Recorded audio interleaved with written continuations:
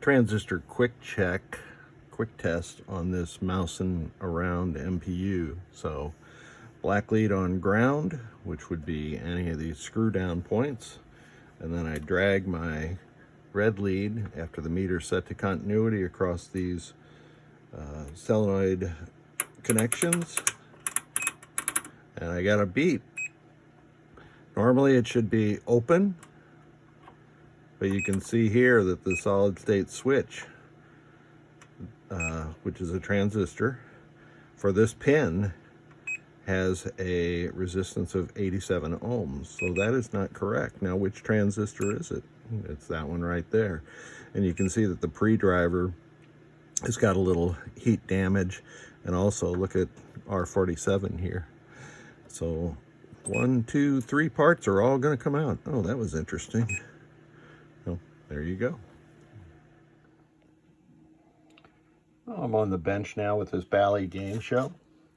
And I replaced the parts marked in gold, but I still have a problem. You can see that solenoid 5 and 6 are still locked on, and according to the silk screen on Victor's super nice System 11 and Data East tester, that would be Q31 and Q23.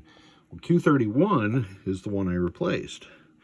Q23 is right above it. So I look in the schematics and see what those two might have in common.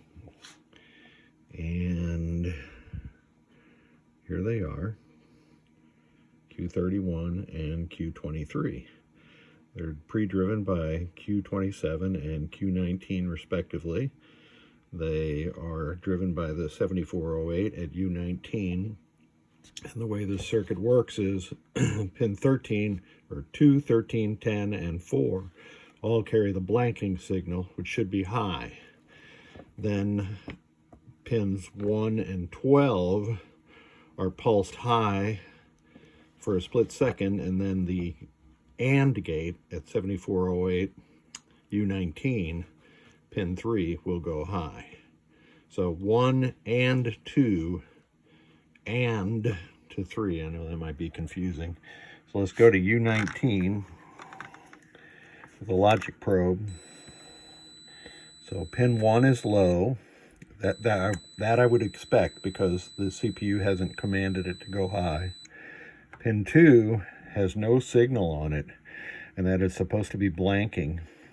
So pin 3 also has no signal on it, which would be the drive for the solenoid, which means the output of this chip is floating, and it sort of lands where it lands, and this results in these two solenoids being locked on. Now the question is, why isn't there a blanking signal down here? So I'm probing the blanking via, and that's what we need to figure out, is why blanking isn't down here. Now, one thing I know is that on the back side of the board, there's a trace that runs right underneath this battery holder, and sometimes it gets severed, and that is the blanking trace. So let me check it out.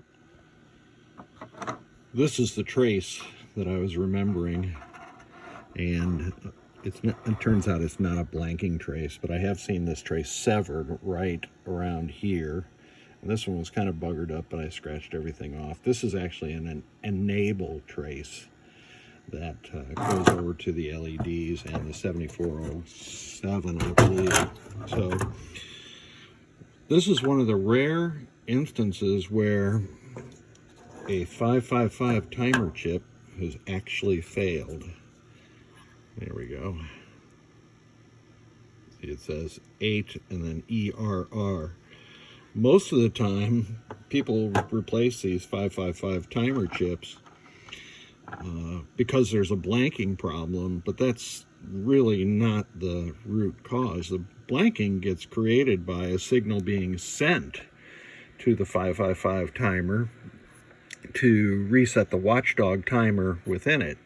And that signal comes from pin 4 of, I think it's U51. I'd have to look in the schematics. But anyway, it's a signal between one of the PIAs and U44, this 74154 that goes to the displays. So as long as that signal is going to the displays for update, then the blanking will remain high as it should be. So I'm going to replace that chip right now, and let's see if that corrects the issue. Okay, to clarify what I meant about blanking, the blanking signal originates at U51, pin 4, as it's sending data to the 4 to 16 decoder at U44. And that signal goes all the way down here. Boy, sometimes these are tough to follow. Through this 7404 at U36, and you can see I've annotated my schematics to indicate what should be happening to reset this 555 timer. So I've replaced the 555 timer, and it's an 8-legged chip, so I don't use a socket on 8-legged chips. But I am getting a blanking indication again. Remember, it was at pin 2 of U19 is where the blanking should be, and it is there. So 1 is low, 2 is high, logical anding those together, and I should have a low signal on pin 3. But I do not. So the next logical conclusion to draw is that this 7408 is crocked. So let me take that out, and we'll add another segment to this video. And back on the bench one more time with this Bally Game Show MPU. And I replaced the 7408 at U19, and I replaced it with a 74F08, and that is a perfectly valid sub. Of course, I used a socket since it's a 14-pin chip. Just for giggles, we have the Chinese chip tester, which comes in incredibly handy. And it's telling me that the 7408 is bad also. So we should be good to go. Let's hope so. Booting up now. Let me show you what the LEDs do when it boots.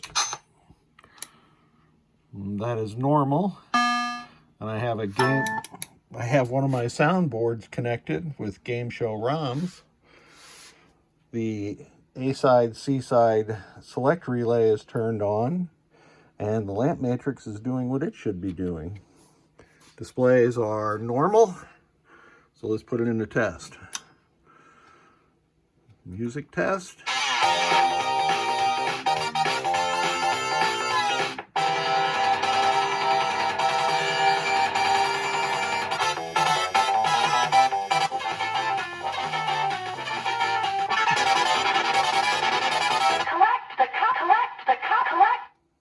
So we know that the signals are being conveyed correctly from the CPU over the ribbon to the soundboard. The next test is display test.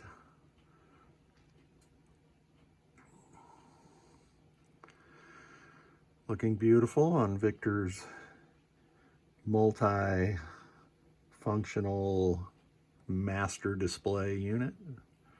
Supports System 9 through all System 11s, including the bonus display games like Taxi and I forgot the other one, maybe it's Secret Service. So the display is working correctly. All lamps working correctly. Do single lamps. There's some ghosting on this LED display, as you would get for regular LEDs in the game. The next test is solenoid test. And you'll see a red LED light followed by the orange LED and a green LED, and that is the AC select relay as simulated on the test board that Victor has womped up. So those first 8 are multiplexed. These next 8 are not multiplexed. Some of them are pulsed for a longer period of time because the game knows what kind of coil is in it. The yellow ones are the special solenoids, which I can test via their switch inputs. That's working correctly. The 2 bright orange ones are the flipper power grounds. The next test is, we'll do switch edges. And the Bally Game Show uses all 64 switches, which is cool. Now the client did report that some of the switches on his game were not working, but there's nothing wrong with this board. This board is working fine. that's all of column 1. All right, let's stop all that irritation, and that was the rest of the switch matrix. And that is it. I did install NVRAM into the CPU board so I can set adjustment 23 to free play. Let me see if that installed. Yes, it did. And we should be good to go. Oops, come on, Chris. Get this button in the right configuration. All right, now it ran through all the audits and adjustments, and you can see it's on free play. It's a nice little tone that it makes. Back to a track mode, and the AC select relay is still the only one lit. LEDs doing what they should do on this MPU, and I've updated my tag. People ask me, should I leave that hang tag on there? Yes, you absolutely should. There's nothing bad that can come from leaving this hang tag on here. I did replace the 4 power input filter caps. One of them is not actually necessary on an 11C board, but I did it anyway. And this 22 microfarad cap is in the reset section. She's good to go. Thank you so much for sending it.